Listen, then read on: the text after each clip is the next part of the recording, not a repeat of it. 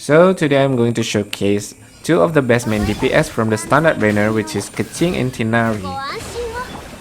This show you even though you are using older character, you can still deal with Spiral Abyss as long as you have a good build and a good team for them.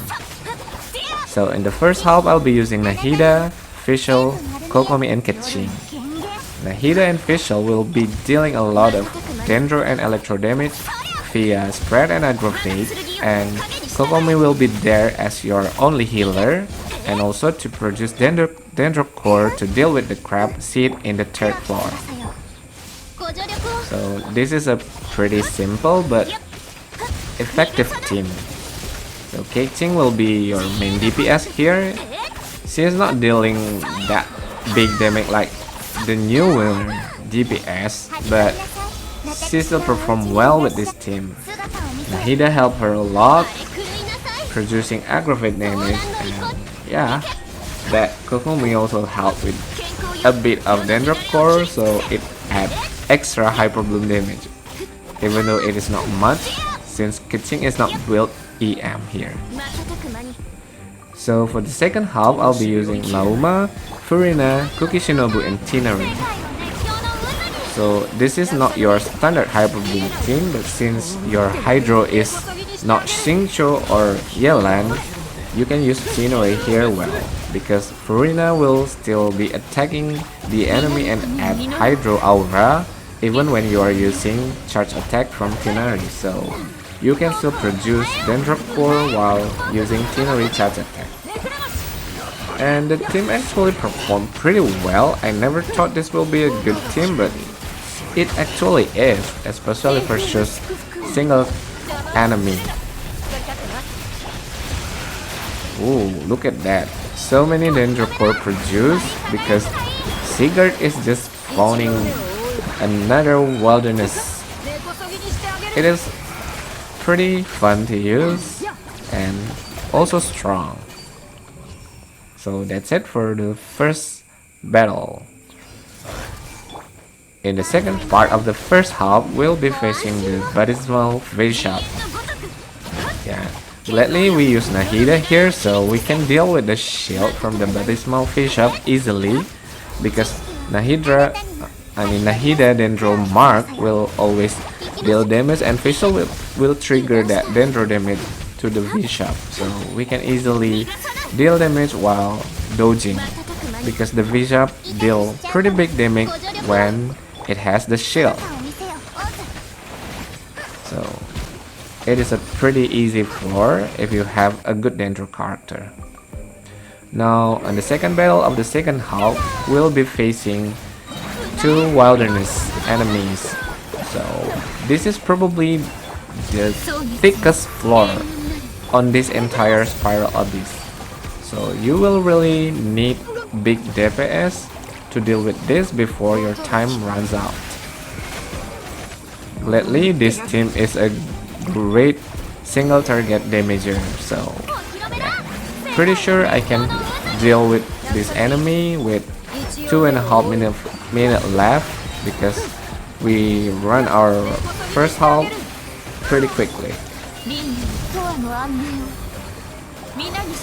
My god, I'm pretty sure a lot of people cannot deal with these wilderness enemies quick enough to get a full star.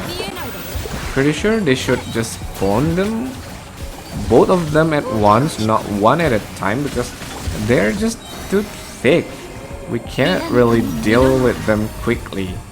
But if they spawn together, we might probably can deal with faster because of the AoE damage. But now we have to deal with one at a time and twice at it. So it is taking a toll on our timer. But gladly I have pretty decent damage from this team. Let's see if we can finish this up soon. So many rotation and it's not done yet. Also, it is hard for me to use charge attack using my pawn, but yeah, be it, because I have to use Tighnari here because He is like the best DPS from the entire standard banner. So he should be included in this video. So that's it for the second battle. Now into the third battle of the first half. I'll just add Dendro damage first, and while the crab is flying, I'll be using Nahida to make one Dendro core. If you're lucky, if the Dendro core drop in the middle, it will actually activate all 6 of this seed. But too bad we can only trigger 3. But now we can easily drop the crab by triggering the other 3. So it is a pretty simple fight if you have the means to drop the crab from its shield mode. You can just deal damage while he's down.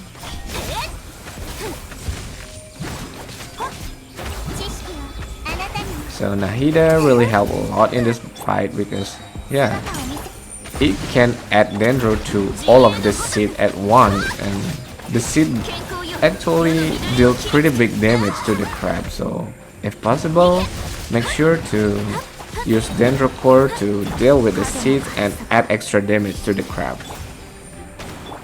Okay, we should be done soon. Oh my god, why should I fly the second time? It is actually wasting my time here, but I think we still have pretty decent time for later. So let's just deal with this first. Okay, now we can finish up the crab. So we have 1 minute and 26 seconds left. This should be a pretty simple fight since we also have electric charge in this team.